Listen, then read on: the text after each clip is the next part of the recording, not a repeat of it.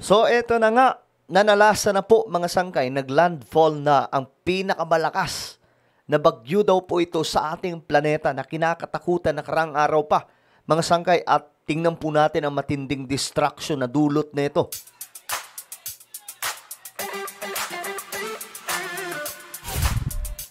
Yo guys, what's up? This is me. I'm back for another vlog today.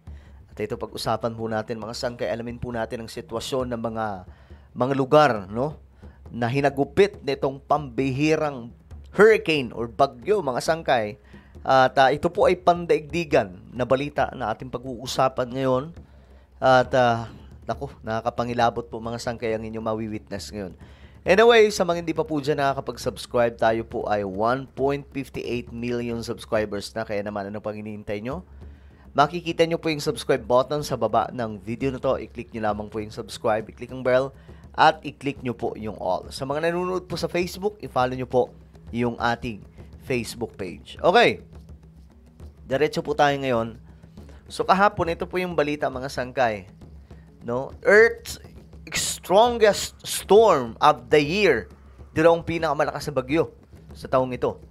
At ayon po sa balita kahapon, nagbabadya ng humagupit sa Jamaica ang Category 5 Hurricane Melissa na nasa Caribbean Sea. Sa mga susunod na oras, taglay ang maladilubyong lakas ng hangin na umaabot sa 280 kph. Ito ang itinuturing pinakamalakas na bagyo na nabuo sa buong mundo ngayong taon at pinakamalakas na tatama o pinakamalakas na bagyo na tatama sa Jamaica. Okay, kaya dito mga sangkay, nagpaalala sa mga kababayan po natin na OFW na naninirahan sa Jamaica, paghandaan na po ang napakalakas na bagyong ito at lumikas. So marami po ang nagready po talaga mga sangkay para po mapaghandaan itong pagtama ng bagyo. At eto na nga po, tingnan po ninyo mga sangkay kung gaano ka nakakatakot. Mayroon pong hurricane hunter or storm hunter, at ito po sila ay pumapasok mismo sa mata ng bagyo, no? At ito po, tingnan po ninyo mga sangkay. Tingnan po ninyo yung mata ng bagyo. Ayan, oh. Ganyan po siya kalaki. So, yan po mga sangkay ay nakakatakot tingnan.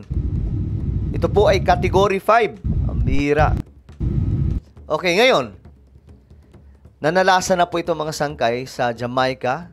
Tulad po nito, video from mula po ito sa Treasure Beach, Jamaica. At tingnan po ninyo ang tindi ng lakas.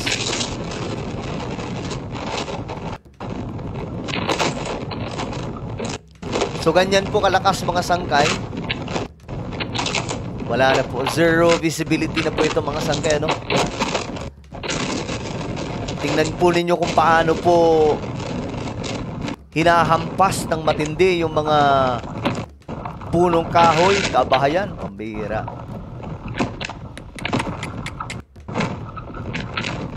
Creepy, no? So ito po ay doon po sa isang beach ng Jamaica kung saan matindi po ang pananalasa. Iba na po talaga yung mga bagyo ngayon, nakakatakot na mga sangkay dahil po sa climate change. So mga komento ng mga tao sa buong mundo, the sounds like a monster. Get away from the window. Ngayon, ito pa mga sangkay sa balita. Powerful hurricanes we've ever seen in the Caribbean.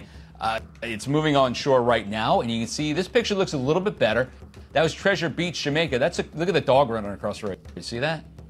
See, there's a guy out there too. So things are actually loosened up just a bit. When we were first looking at this about an hour ago, the core was about 15 miles away. Just saw a dog run across right there. So it's sad. Here to chat with us about it, it's Mike Boyle, storm chaser and blogger with... Okay. Eto, mga sangkay, tingnan po ninyo.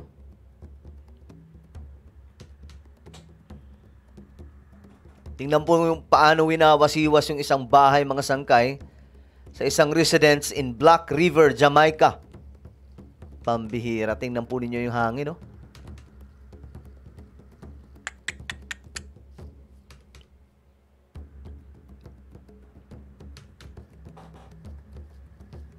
Ibubiro yung ganyang kalakas, mga sangkay.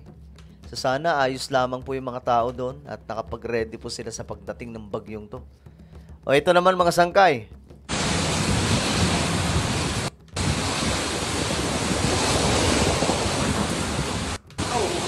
Grabe yung hangin.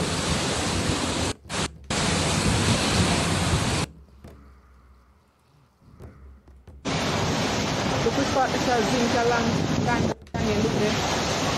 Nanti sa patawag niya to da masa. Grabe yung lala mga sangkay. Oh. Namal buhay. Kahit po yung mga bakal yung sumasayaw na eh. Grabe to.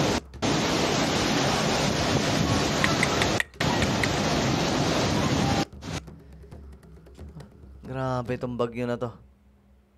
Our correspondent Robert Ray live in Tingnan po ninyo, reporter mga sangkay, sa gitna po ng katakot-takot sa St. bagyong Anne to. Parish, Jamaica.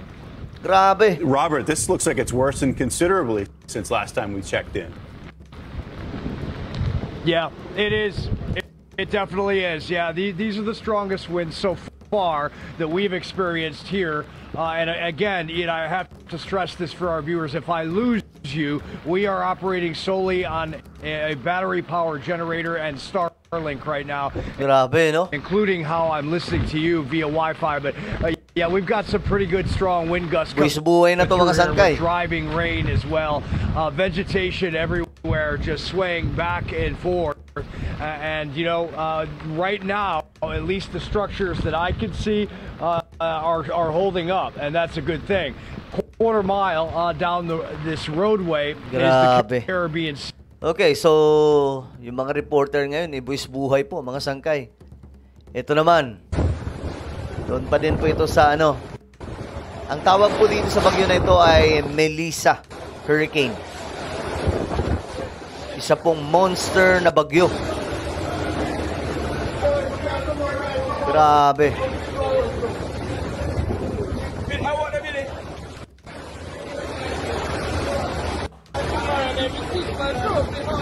Grabe.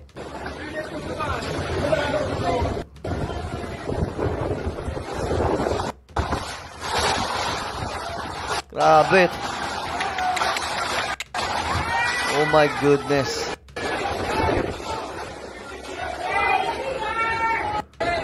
Oh my. So isa po ata itong hospital, mga sangkay. Grabe.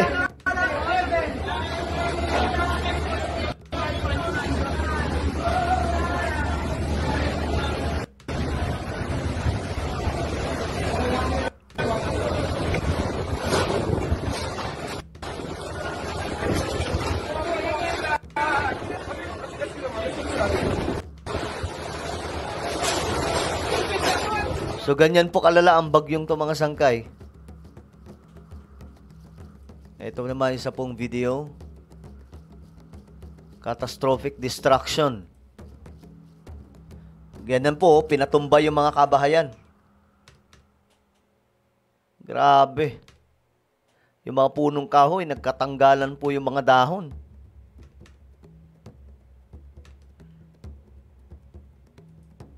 Ito naman mga sangkay. Okay. Go, go, go, go. Grabe. Oh. Sinira yung mga building na to. Ito yung mga reporter, mga sangkay na nasa isang building. Doon po sila nagstay. Get down.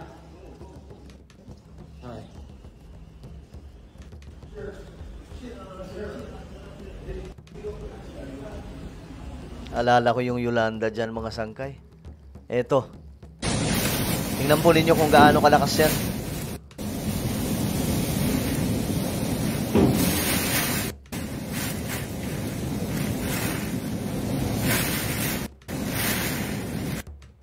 So, yan po mga sangkay. Eto pa. Yan ang pananalasa ng bagyo na to. Tingnan po ninyo. Sana ayos And lamang Hurricane po yung mga Melissa tao doon. making history as the third strongest Atlantic hurricane and the strongest on record to impact Jamaica.